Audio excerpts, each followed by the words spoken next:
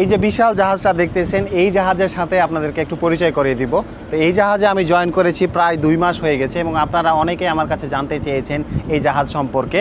তো ভিডিওটি একটু লম্বা হতে পারে, আপনাদেরকে সংক্ষেপে এই জাহাজ সম্পর্কে একটু বর্ণনা দেওয়ার চেষ্টা করব। তো আপনারা ভিডিও শেষ পর্যন্ত দেখার অনুরোধ রইল। তো এখন আমরা আছি প্যাসিফিক ওশানে বা প্রশান্ত মহাসাগরে, এবং বাইরের বাতাসের স্পিডও অনেক বেশি এবং তাপমাত্রা অনেক বেশি আছে। তো জাহাজ সম্পর্কে যদি এখন বলতে যাই, তা আমাদের জাহাজটা লম্বায় কতটুকু, আমাদের জাহাজের একদম সামনের থেকে যদি আমার এই পেছন পর্যন্ত লম্বায় বলতে চাই, তাহলে আমার জাহাজটা লম্বায় প্রায় 190 মিটার, মানে প্রায় 624 ফিট লম্বা এই জাহাজ। এখন চওড়া কতটুকু, আমাদের জাহাজের যদি প্রস্থ বলতে যাই, যে এই জায়গা থেকে এই শেষ মাথা পর্যন্ত প্রায় 33 মিটার প্রস্থ, মানে প্রায় 109 ফিট মতো চওড়া এই জাহাজ। এখন যদি আপনাদেরকে উচ্চতা বলতে চাই বা জাহাজটার হাইট কতটুকু, তা আমাদের এই জাহাজের সাইডটা আপনারা এখন দেখতে পারবেন না হয়তো, এই পানিতে অনেকখানি ডুবে আছে।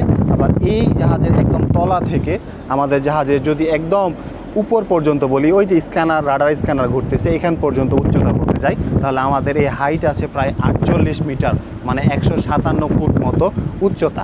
এখন যদি তুলনা করতে চাই, যেমন আমাদের যে ল্যান্ডে যে বাসাবাড়ি আছে বা যে বিল্ডিংগুলো আছে, একতলা বিল্ডিংয়ের উচ্চতা প্রায় 10 থেকে 12 ফুট মতো, তাহলে সেই হিসাব করতে গেলে আমাদের জাহাজের একদম তলা থেকে উপর পর্যন্ত প্রায় 14 থেকে 16 তলা বিল্ডিংয়ের সমান এই জাহাজের উচ্চতা। এখন আমাদের জাহাজটা যেহেতু লোডের অবস্থায় আছে, তো আমাদের জাহাজটা অনেকাংশে এখন পানির নিচে ডুবে আছে।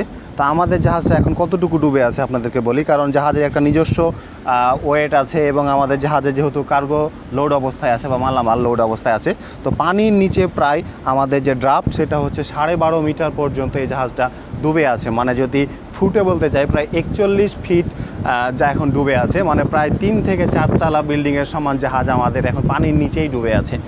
এখন আমাদের জাহাজের ধারণ ক্ষমতা কতটুকু, এটা আপনাদের কাছে প্রশ্ন হতে পারে। এই জাহাজে যে 5টা কার্গো হোল্ড দেখতে পাচ্ছেন, এই যে 1 2 3 4 5, এই 5টা কার্গো হোল্ডে বিভিন্ন ওয়েটে ডিস্ট্রিবিউট করা আছে কার্গো, এবং টোটাল কার্গো ক্যাপাসিটি প্রায় 56,000 মেট্রিক টন। কিন্তু আমাদের এখন 55,000 মেট্রিক টন কার্গো এই জাহাজে এখন মানে ফার্টিলাইজার লোড অবস্থায় আছে। এবং এই জাহাজের এই কার্গোগুলো কিভাবে আনলোড করা হয় বা লোড করা হয় সেটাও বলি। এই যে 4টা ক্রেন দেখতেছেন জাহাজে, এই 4টা ক্রেনের সাথে এই যে গ্র্যাবগুলো দেখতে পাচ্ছেন, ডেকে যে বিভিন্ন গ্র্যাব আছে, এই গ্র্যাবগুলো ক্রেনের সাথে কানেক্ট করে কার্গো হোল্ড থেকে কার্গোগুলো গ্র্যাব করে পোর্টে বা বিভিন্ন বার্জে এই মালামালগুলো আনলোড বা লোড করা হয়ে থাকে। এখন আপনাদের মনে প্রশ্ন হতে পারে যে এত বড় একটা জাহাজে মেইন ইঞ্জিন কয়টা? তা আমাদের জাহাজে মেইন ইঞ্জিন একটাই, যেটার পাওয়ার হচ্ছে প্রায় 9000 কিলোওয়াট। এখন এই জাহাজে আপনাদের প্রশ্ন হতে পারে যে ইলেকট্রিসিটি বা পাওয়ার সাপ্লাই কোথা থেকে আসে। এই জাহাজে আমাদের 3টা অক্সিলারি ইঞ্জিন আছে, মানে 3টা জেনারেটর আছে, যে জেনারেটর দিয়ে আমাদের শিপে পাওয়ার সাপ্লাই সরবরাহ করা হয়ে থাকে। এখন আমাদের শিপটা রানিং অবস্থায় আছে। আপনাদের মনে প্রশ্ন হতে পারে যে এই জাহাজে কয়টা প্রোপেলার বা কয়টা পাখা, যেটা ঘুরে ঘুরে আমাদের শিপ সামনের দিকে যায়, এবং এটার হাল বা রাডার কয়টা? আমাদের জাহাজে প্রোপেলার কিন্তু একটাই, এই যে দেখেন এখন জাহাজ রানিং অবস্থায় আছে। তো এই প্রোপেলার হচ্ছে একটা, এবং আমাদের জাহাজ এখন বর্তমান আরপিএম হচ্ছে প্রায় 96, মানে 1 মিনিটে এই পাখাটা বা প্রোপেলারটা প্রায় 96 বার ঘুরতেছে এবং শিপটা সামনের দিকে এগিয়ে যাচ্ছে।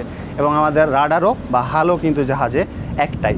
এবং আমরা এই জাহাজে প্রায় 21 জন নাবিক একসাথে আছি, সবাই বাংলাদেশি না, কয়েকটা দেশের মাল্টিন্যাশনাল ক্রু আমরা এই জাহাজে এখন কর্মরত অবস্থায় আছি।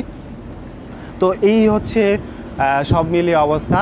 জাহাজটা সম্পর্কে আপনাদেরকে একটু আনুমানিক একটা ধারণা দেওয়ার চেষ্টা করেছি, এবং পরবর্তী ভিডিওতে আমি আরও দেওয়ার চেষ্টা করব যে আমরা জাহাজটা কোথা থেকে চালানো হচ্ছে, আমরা কীভাবে খাওয়া দাওয়া করতেছি, কোথা থেকে খাওয়া দাওয়া করতেছি, এবং আমাদের জাহাজের ইঞ্জিন রুমটা ঠিক কেমন। এই সব ভিডিও দেখতে অবশ্যই আমার পেজ ফলো এবং সাবস্ক্রাইব করতে ভুলবেন না, আমার ইউটিউব চ্যানেল। আমি সাথে ছিলাম Wahid Hasan Nayan on the sea Facebook page থেকে, এবং আমি জাহাজের সেকেন্ড অফিসার হিসেবে কর্মরত আছি। তো সবাই আমার জন্য দোয়া করবেন, এবং ভুল ত্রুটি হলে অবশ্যই ক্ষমা সুন্দর দৃষ্টিতে দেখবেন। সবাই ভালো থাকবেন। আসসালামু আলাইকুম।